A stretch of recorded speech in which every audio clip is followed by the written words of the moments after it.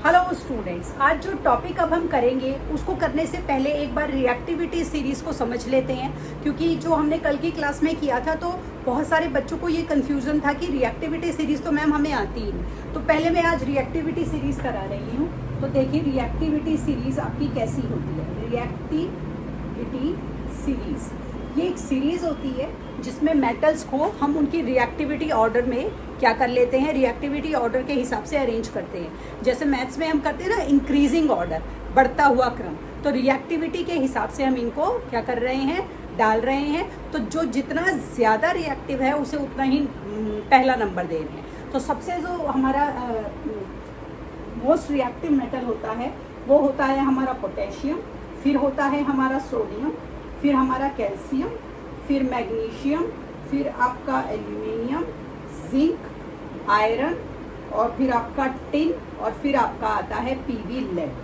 इसके बाद आता है हमारा हाइड्रोजन। हाइड्रोजन जिसे रिएक्टिविटी सीरीज में एक स्पेशल प्लेस दिया गया है। फिर आता है आपका कॉपर, फिर आपका आता है मरकरी, फिर क्योंकि नीचे दिख नहीं रहा है बोर्ड, अच्छा दिख रहा है, ठीक है। मरकरी के बाद मैं यहाँ ऊपर लिख रही हूँ, मरकरी के बाद आपका आएगा सिल्वर, और सिल्वर के बाद आएगा आपका गोल्ड। तो देखिए ये मैंने ना इन्हें रिएक्टिविटी ऑर्डर में लिख दिया है। अब आप कहेंगे कि क्या मतलब है मोर रिएक्टिव। देखिए ये जो हमारे मेटल है जो हाइड्रोजन से ऊपर है, इन्हें हम मोर रिएक्टिव मेटल्स बोलते हैं। मोर रिएक्टिव का क्या मतलब होता है, ये मेटल्स जो हैं ये आसानी से अपने आयंस लूज कर देते हैं। आपको ये पता होना चाहिए और आपको ये ध्यान रखना है कि मेटल्स जो होते हैं वो अपने आयंस को लूज करते हैं, और जो नॉन मेटल्स होते हैं वो आयंस को गेन करते हैं। क्योंकि मेटल्स आयन को लूज करते हैं इसीलिए वो पॉजिटिव आयंस बनाते हैं, और क्योंकि नॉन मेटल गेन करते हैं तो वो नेगेटिव आयंस बनाते हैं, ठीक है। अब जो हमारे मेटल्स हैं जो कि मोर रिएक्टिव हैं, ये बड़ी आसानी से, ये इतने अच्छे होते हैं कि ये आसानी से अपने आयंस को लूज कर देते हैं, डोनेट कर देते हैं। आप इस तरीके से इसको समझ सकते हैं। तो जब ये बड़ी आसानी से अपने आयंस को लूज कर देते हैं तो ये मोर रिएक्टिव हो जाते हैं।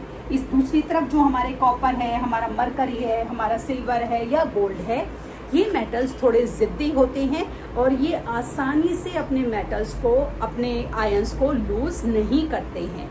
क्योंकि ये आसानी से अपने आयंस लूज नहीं करते हैं इसीलिए हम इन्हें लेस रिएक्टिव या लीस्ट रिएक्टिव मेटल बोलते हैं।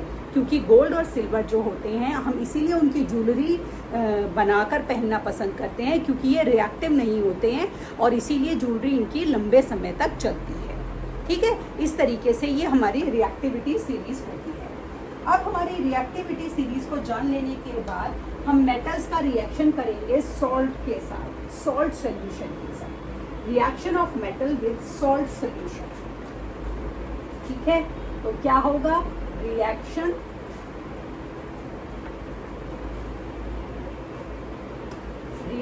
Of metals with salt solution. Salt के सोल्यूशन के साथ मेटल का रिएक्शंस जो होता है वो मेटल्स किस तरीके से रिएक्शन करते हैं। तो देखिए क्या करते हैं मेटल। अब हमने कर ली रिएक्टिविटी सीरीज, तो जो जितना भी मोर रिएक्टिव मेटल होगा वो लेस रिएक्टिव मेटल को क्या कर देगा, आसानी से डिस्प्लेस कर देगा।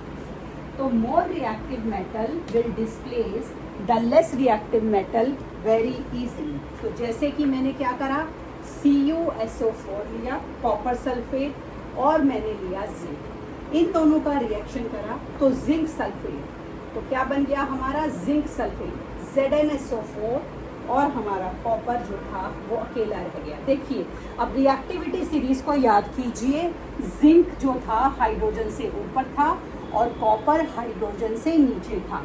तो जिंक ने क्या करा, सल्फेट में के साथ कॉपर को क्या करा, हटा दिया। सल्फेट के साथ जिंक ने रिएक्शन कर लिया, क्योंकि जिंक मोर रिएक्टिव मेटल था।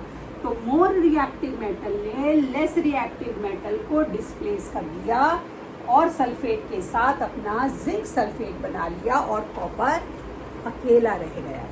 ठीक इसी तरह मान लीजिए मैंने कॉपर सल्फेट को आयरन के साथ रिएक्शन कराया, कॉपर सल्फेट और आयरन। तो इसने भी यही करा, क्योंकि आयरन कॉपर से मोर रिएक्टिव है, तो ये हमारा हो गया आयरन सल्फेट और हमारा कॉपर अकेला रह गया। ठीक, तो मोर रिएक्टिव ने लेस रिएक्टिव को डिस्प्लेस कर दिया। अब क्योंकि आपने रिएक्टिविटी सीरीज सीख ली, अब हम क्या कर रहे हैं, इसको सिल्वर के साथ रिएक्शन करा रहे हैं। रिएक्टिविटी सीरीज में सिल्वर कॉपर के नीचे था, मतलब सिल्वर कॉपर के कंपैरिजन में और भी लेस रिएक्टिव था, copper more reactive than silver था। तो मैंने सिल्वर नाइट्रेट ले लिया, AgNO3, 2AgNO3 सिल्वर नाइट्रेट और कॉपर का मैंने रिएक्शन कराया। अब कॉपर सिल्वर से मोर रिएक्टिव है, तो कॉपर नाइट्रेट हो गया CuNO3, ठीक है, और सिल्वर हमारा अकेला रह गया। तो जब हमारे मेटल अपने सॉल्ट के साथ रिएक्शन करेंगे तो सिंपल रूल चलेगा कि more reactive metal less reactive metal को आसानी से डिस्प्लेस कर देगा। ठीक, अब हम करते हैं reaction of metal with chlorine. Metals chlorine के साथ किस तरह से रिएक्शन करते हैं। Reaction of metal with chlorine.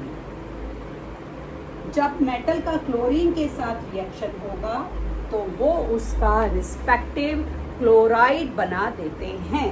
तो मेटल्स जो होते हैं हमारे आयनिक क्लोराइड बनाते हैं, क्योंकि वो आसानी से आयन को लूज कर देंगे। तो देखिए कैसे करते हैं। तो देखिए, सोडियम का हमने क्लोरीन के साथ रिएक्शन करा तो क्या बन गया हमारा, सोडियम क्लोराइड।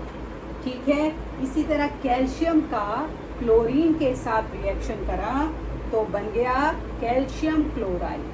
उसका रिस्पेक्टिव देखिए आप क्लोराइड बन रहा है। इसी तरह मैग्नीशियम का क्लोरीन के साथ करेंगे तो मैग्नीशियम क्लोराइड। अब बड़ा ले लेते हैं, थोड़ा लेस रिएक्टिव। कॉपर का क्लोरीन के साथ करा तो कॉपर क्लोराइड। इस तरह से हमारे जो मेटल्स हैं क्लोरीन के साथ रिएक्शन करके रिस्पेक्टिव क्लोराइड बनाते हैं। अब मेटल्स जो हैं हाइड्रोजन के साथ कैसे रिएक्शन करते हैं। अब आपने देख लिया, रिएक्टिविटी सीरीज समझ ली। तो जितने भी मेटल हमारे हाइड्रोजन से ऊपर होते हैं वो उससे मोर रिएक्टिव होते हैं, और जो नीचे होते हैं वो लेस रिएक्टिव होते हैं। तो सिर्फ बहुत ही हमारे फ्यू रिएक्टिव मेटल्स जैसे कि सोडियम और पोटेशियम, कैल्शियम, मैग्नीशियम, ये हाइड्रोजन के साथ रिएक्शन करेंगे और मेटल हाइड्राइड बनाएंगे। गोल्ड, सिल्वर, मरकरी, प्लेटिनम, ये सारे मेटल्स हमारे हाइड्रोजन के साथ रिएक्शन नहीं करेंगे क्योंकि ये उससे लेस रिएक्टिव हैं। तो देखें अब हाइड्रोजन के साथ कैसे रिएक्शन कर रहे हैं मेटल्स। तो metals with hydrogen, metals react with hydrogen. तो देखिए क्या हुआ, हमने सोडियम का हाइड्रोजन के साथ रिएक्शन कराया तो बन गया सोडियम हाइड्राइड, उसका रिस्पेक्टिव हाइड्राइड बन गया। ठीक है, इसी तरह कैल्शियम का हमने कैल्शियम का हाइड्रोजन के साथ रिएक्शन कराया तो बन गया कैल्शियम हाइड्राइड। ये हमारे कौन से मेटल थे, मोर रिएक्टिव थे, लेकिन सिल्वर, गोल्ड, कॉपर, मरकरी, ये सारे मेटल, कॉपर भी इवन, हमारे हाइड्रोजन के साथ रिएक्शन करके हाइड्राइड नहीं बनाएंगे। तो जो मोर रिएक्टिव मेटल होते हैं, अब हमने जितने भी मेटल्स के रिएक्शन पढ़े, केमिकल प्रॉपर्टीज पढ़ी, तो हमने ये देखा कि क्यों हम कुछ मेटल्स को मोर रिएक्टिव बोलते हैं। क्यों? क्योंकि वो आसानी से रिएक्शन कर देते हैं, आसानी से इलेक्ट्रॉन्स को लूज कर देते हैं, तो उनमें हमें रिएक्शन या चेंजेस दिख जाते हैं। या तो वो मेटल को डिस्प्लेस कर रहे हैं, या क्लोराइड बना रहे हैं, या हाइड्राइड बना रहे हैं, या वाटर बना रहे हैं। लेकिन जो हमारे लीस्ट रिएक्टिव मेटल्स होते हैं उनको कोई असर नहीं पड़ता और वो अनरिएक्टिव पड़े रहते हैं, कोई रिएक्शन नहीं देते हैं। अब कल की क्लास में हम नॉन मेटल्स के रिएक्शन करेंगे। तब तक के लिए शुभ रात्रि।